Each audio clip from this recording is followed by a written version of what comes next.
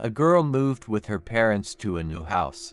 She had many new friends and girlfriends in the new house. The house was on the very edge of town, but there was a river and a forest nearby for swimming and shopping for berries and mushrooms. The children who lived there often played together, as they all knew each other and their parents always went to visit each other. Only one boy never played together with them, even though he often went outside. He would sit on a bench, just like an old man, and sit there doing nothing until it was time to go home. Why doesn't he play? The girl asked her new friends one day. He is sick and he can't run, said an older boy. He used to play with us, but now he is forbidden. One day the girl went out for a walk. Her mother said that soon they must go on business, so let her not go far from home. But the courtyard was empty, only a sick boy was sitting on a bench. He waved to the girl to come over. Everyone has gone swimming at the river, he said when the girl came up. It's a pity, said the girl. Mommy told me not to go far away. Then she thought a little and asked, are you really not allowed to run? True, the boy nodded. I have something happen to my heart, but soon I will have an operation and then I will be able to play with everyone again. The girl sat down next to him on the bench. Aren't you bored sitting alone? No, answered the boy. I look around and see how much is going on that other people do not notice. Yes, the girl was surprised. And what did you see? The boy shrugged his shoulders. Different things. For example, the sun has eyes, but it rarely opens them. Does it?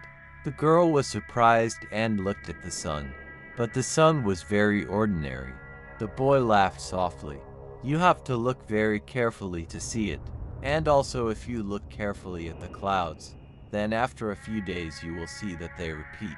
And also, he suddenly fell silent, frowning. The boy saw off the man who was walking by. The girl had seen this man before. He lived in an old house that was overgrown with thick blackberry bushes. But for some reason the children never picked blackberries there. The girl disliked the man very much, but she couldn't tell why. Did you see? Asked the boy when the man had gone. So what? The girl asked. His shadow is twice as long. Stay away from her, unless you want to have surgery too. The girl did not understand what the boy wanted to say, but then her mother called her. After that the girl saw the sick boy several more times, but he never said anything else, and then he stopped appearing. At first the girl thought that he probably had an operation, but then the children in the yard said that he died. His heart burst, and for some reason the girl immediately thought that the boy had not died because of his heart at all. Because she also tried to look carefully, and she to notice that the clouds in the sky were repeating themselves, and the long shadow of a man who lived in a house overgrown with thorny blackberry bushes.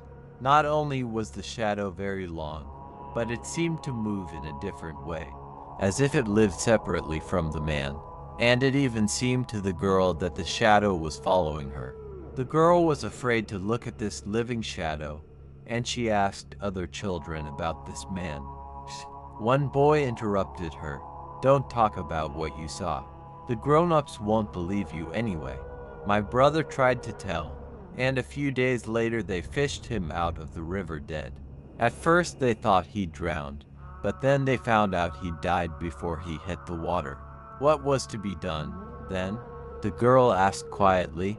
We will do everything ourselves, replied the boy. We will get rid of that man with the living shadow. A few days later the children sneaked to the house at night, poured kerosene on the blackberry bushes and set them on fire. The fire was so strong that even the firemen couldn't put it out, and it burned until the morning. And in the morning only ashes remained on the place of the old house. Burned human bones were found among the ashes. The children were happy that their plan had succeeded. But the next night one of the boys died. The next night, another one died. And someone died every night. Just the kids. And there was nothing the adults could do. The girl's parents picked her up and took her to another town. But a few days later, they were awakened in the night by a loud scream.